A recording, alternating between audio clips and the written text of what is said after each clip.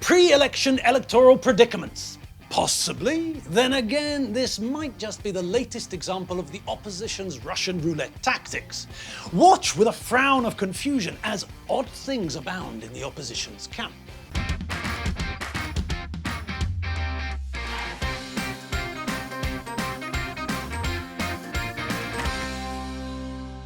When, many months back, the majority of the Hungarian opposition announced with a fanfare that they would now be amalgamating into a many-headed beast for whom electoral success would be a shoo-in, eyebrows were understandably raised. Why would a curious amalgam of all that is politically shit be necessarily more appealing than the shit which is on offer individually? A large number of people were convinced at the time that this proposed concept wasn't nearly as assured as the opposition parties seemed to think. As time progresses, there has been nothing to alter this perception. The opposition claimed that they represent a united front, but that's a lie. The opposition are united in only one thing. They all subscribe to the idea that Fidesz are the worst thing that Hungary has ever had to suffer. Yes, that is their one and only line. Of course, the statistics don't back the opposition's claims up in the slightest, but the opposition have a peculiar relationship with the truth. If it's inconvenient and doesn't support their ideas, they simply pretend it's not there. The opposition are wholly unsuited for governance at any level. This motley band of misfits would struggle with the governance of a kindergarten group, let alone the affairs of state. Drama, and for the most part, melodrama, is the only thing at which the opposition excel.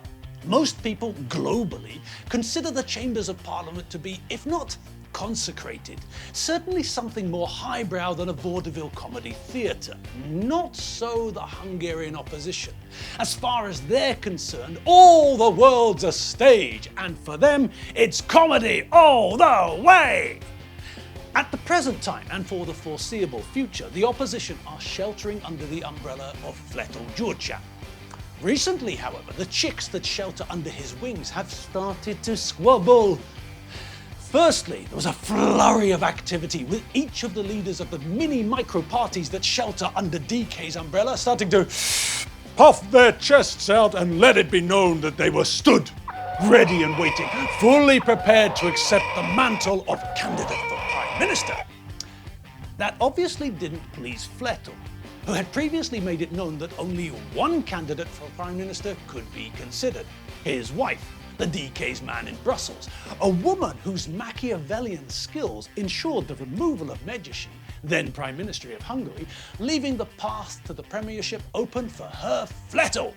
In April, disruption raised its ugly head above the parapet once more, and the mini-micro parties began to test each other's strength anew. This time, the hot potato of the day was the idea of being all modern and using the internet to sort the wheat from the chaff. Fedor, leader of the extraordinarily badly named Momentum, a party which came into being to halt momentum on the Olympic project, started to jostle, arguing for a pre-electoral internet-based contest to decide who should be selected as the opposition candidate for Prime Minister.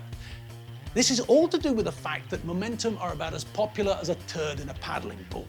And that's in the capital, where their showing is strongest. Move out of Budapest, and Momentum swiftly become as popular as a paddling pool full of turds.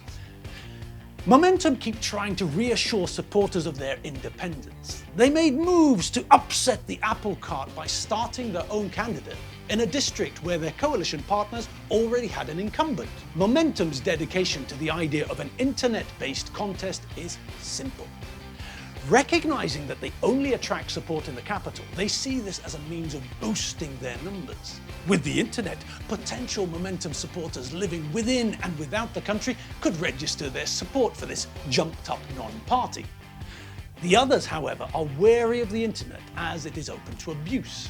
Flettel has said that DK and the socialists are dead against the idea, which means that that's that. Even so, to prop up the falsehood of independence, Momentum have started a petition. That counts for nothing. DK's figurehead, Flettel, has been told what to say, and he said it. There will be no online pre-election contest. Ignore the squawks from the little chicks and listen to what comes out of Flettel's maw. It's into his ear that the directions are poured. The rest of the clamour might suggest rebellion and a tearing asunder of the coalition, but that's just camouflage. Don't let the background noise drown out the news. It's Flettel and his wife we need to keep an eye on.